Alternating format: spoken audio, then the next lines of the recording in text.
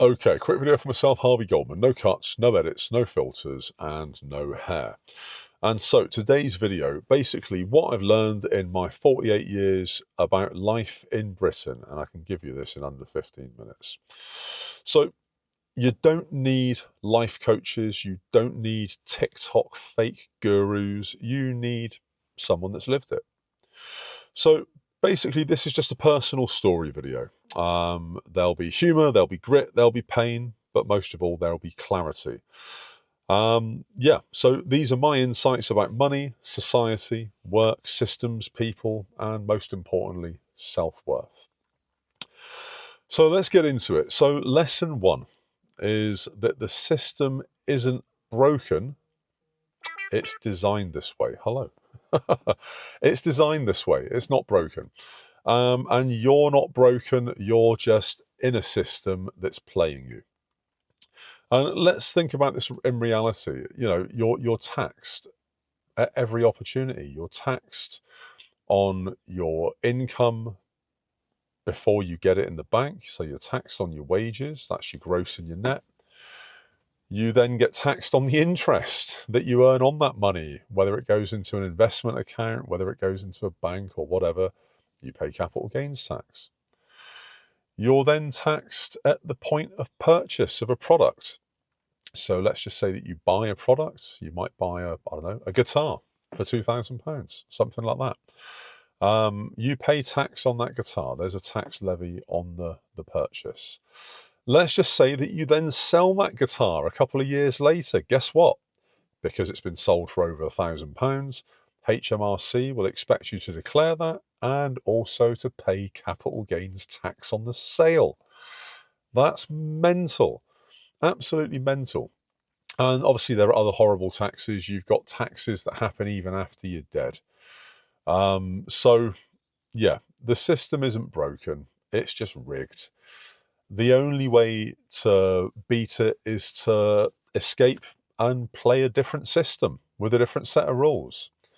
And that's literally the only way out. Either that or to be an MP and then to have some say in setting the rules to benefit yourself or your own. So there you go. So lesson number two, hard work doesn't necessarily guarantee anything. Think about that. Knowing the game will help you massively, but hard work alone won't necessarily get you to where you need to be. Now, obviously it can, and there are stories out there of people that have started businesses from nothing and built them into multi-million pound empires and all the rest of it. But those are few and far between. Most of us work hard, and if it's a 9-to-5 job, we don't get a pay rise, we don't get recognition. All we get is more work. Because in working hard, we've then set a baseline expectation that our 9-to-5 employer can levy at us, and that becomes the new baseline, that extra effort without any reward. So there you go. But knowing how to play the game helps. And I hate to say it, but in my 9-to-5 jobs, in most of my 9-to-5 jobs, in fact, and feel free to hit me up in the comments if I'm backwards in my thinking here. But in my 9-to-5 jobs, I do enough to keep my 9-to-5 job. Now, if there's an incentive to do more, if maybe by doing more, I'm going to get more money, then I will do more. But I will do what's expected of me to keep my job, and that's that. I've got no interest in going above and beyond the call of duty in a 9-to-5 job unless it financially benefits me. I'm not going to do it for the love of the game. I'm not going to do it for the love of the job. I'm going to do it for financial reward. And that's my take on it. But there you go. Lesson number three, money's really fake. Money's not real. It is just numbers on a screen until you don't have any, and then it's very real. And think about that. You know, we've all got money. Hopefully we've got lots of money, but we've all got money in our bank accounts. It doesn't really mean anything. It doesn't. Money goes in, bills go out. And as long as you can kind of stay in the black, or at least stay at break even, that's probably the best you're going to hope for, unless you get a sudden windfall of cash or a cash injection of some kind. But when you run out of money, you realize that it really is the be all end all. And I know people will say that money doesn't matter, money can't buy you happiness. I'll be honest with you, those people are wrong. They are wrong. Money doesn't buy happiness, but it affords you options. And those options have the capacity to bring you happiness. So it doesn't buy happiness, but it affords you options which can bring happiness. It leads to it. It doesn't necessarily bring it in and of itself. And like I said, the only people that think otherwise are the people that have never had any. And I'm 100% honest here. I've been poor for most of my life. I say poor. I've been working class pretty much all of my life. There was a period around I'm going to say 2015 to maybe 2018 or 19, where I ran a business. And for a period, I had very good money. It was more money than I'd ever seen at any other point in my life. And I did what most people do in that position. I spent it. I absolutely spent it.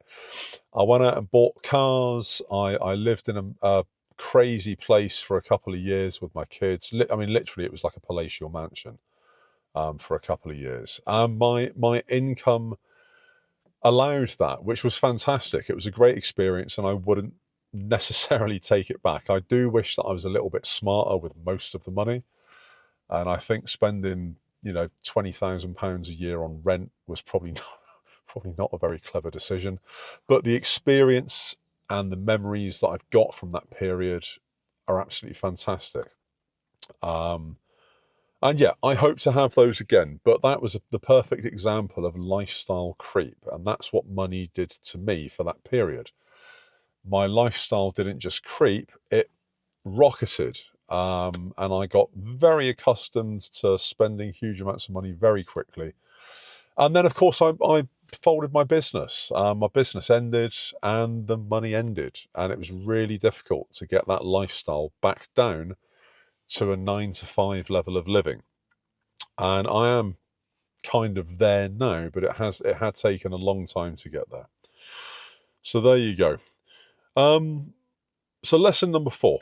Most of your anxieties are probably not any fault of your own or even other people around you. Most of your anxiety is probably manufactured by systems that profit from it.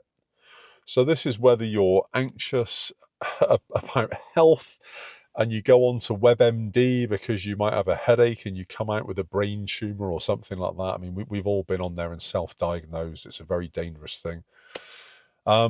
Or you're investing into fear-mongering by vitamin companies. Are you getting enough vitamin D? No? Wow, okay, you need help. Spend £40 a month on this life-changing snake oil. Or it could be other types of anxiety. It might be anxiety that's caused by money. And again, there are systems that you can pay into that will help you with that. You've got things like BetterHelp and other types of therapy, and it all costs. They're all there benefiting off your sadness. So lesson number 5, success, I guess, really is mostly about survival, and survival with a story. And I do speak to lots of people on my DMs. I get people come through on my socials and come through on email, and I do chat to. I literally reply to all of them. And I have people telling me about their successes, about their failures, about their fears, and everything. And one of my takeaways from that, from speaking to people that have got a lot more life experience than myself, some of these that come through are like 60s, 70s, even sort of 80s, telling me about how moving abroad might have been the best decision they made, or giving up their business and retiring was the best decision they made, for their health. But yeah, success is mostly survival and also escape. You need to survive the system and everything it throws at you intact, and then get out basically as soon as you can. And whatever retirement means for you, whether retirement means giving up work completely and just doing nothing, which I think would be rather boring, or whether it means just giving up the work element but still keeping yourself occupied doing other things. You might be involved in projects from a charitable point of view. You might be trying to level your family up and be like a mentor or something like that, but just do it without the onus on business. I think that's important, and I think it's especially important in this day and age and these economic times, where retirement is no longer, let's face it, it's no longer a guarantee. And I know that in the last week, I think it was announced that the UK retirement age is going up. It's going up another year, and it's going to be implemented from the end of this year, and it will be fully implemented, I think it was by 2028, they said. Which convinces me again even further that by the time I get to retire, which is likely going to be about 20 years, the retirement age will have jumped up. It'll be over 70. I've no illusions over retiring if I let it run its course at under 70 years old. However, we are making steps to make sure that that doesn't happen. And lesson number 6, that brings us nicely on to number 6. You don't have to escape the matrix, as Andrew Tate and others put it, but you do need to stop feeding it. And that's an important one. People throw the blue pill and red pill and matrix around and all the rest of it, and all these other fake influencers and gurus and so on. There definitely is a system out there. There definitely is a system that's underneath what the media portray. And there is corruption. There is skullduggery at almost every level. There are people making for themselves at the expense of others. That's literally been the way it's always been, really, since the dawn of time. There will always be other people that profit from the misery and the work of others. But we can stop feeding it. We can stop feeding into social media. We can stop reading their propaganda and believing it. We can stop reading fake news and going along with it. Call people out on their BS. Call companies and news outlets and media out on their BS. If a media company is shilling a story, call them out on it. They're shilling it for a reason. It's because somebody somewhere is making money off that, or they've been paid to portray something in a certain light for somebody else's financial gain. It's just the way things are. And lesson number 7, and this is an important one, and it's one that took me a very long time to come to terms with myself, but I think I'm probably there. I'm there now. Life gets better when you stop comparing and start building. And for many people, they never work this out. A lot of people are always looking over the neighbour's fence thinking his grass is greener than mine, his Audi is newer than mine, his wife is hotter than mine, all the rest of it. Covet thy neighbour's wife, all the rest of it. And it's a trap. It leads to anxiety. It leads to overspending. It definitely leads to overspending. And it leads to feelings of fear and self-doubt and loathing and jealousy and everything else. It's rot. It's no good for you. Your life will get almost instantly better if you care less. Don't care about what the next man's doing. Don't care about what the next man's got. Don't care about what your neighbour's doing, what car they've just bought. The chances are they've financed it and they're saddled in debt trying to look good for you. But you need to worry less about what other people are doing, a lot less, and concentrate literally on yourself. And it's not even about building legacy. It's about building for others. It's about building support for your family. It's about helping others, being altruistic. And life does genuinely get better when you help others. And I don't think there's enough of that in this world. I think a lot of people, they'll only help when it comes with financial reward. Now, I know obviously in my 9 to 5 job, I mentioned earlier that I don't want to do above and beyond unless it's for financial reward, but that's because I'm making somebody else rich anyway within that role. And I'm there for the same amount of time as other people that are earning the same money that may be doing less. I basically deem that to be unfair. But building support for your family, building support networks among your peers, among your friends, among those people that you care about, that's what's important. And life genuinely gets better when you go down that road. And you'll also find that it gets returned. I don't believe in mystical forces and karma and all the rest of it. But that feeling when you do good, I think you get that kind of ping of like serotonin or dopamine or whatever it is. And it sort of sets you up for the day.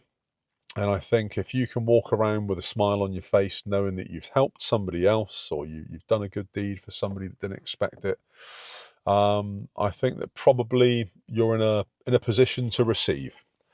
There you go. So anyway, those are my seven lessons that I've learned in, well, nearly 50 years on this planet. Take it or leave it. YouTube's going to put another video there. Maybe watch it, maybe don't. Either way, like, follow, subscribe, ring the bell, all that jazz, and there will be another video tomorrow. Goldman, peace out.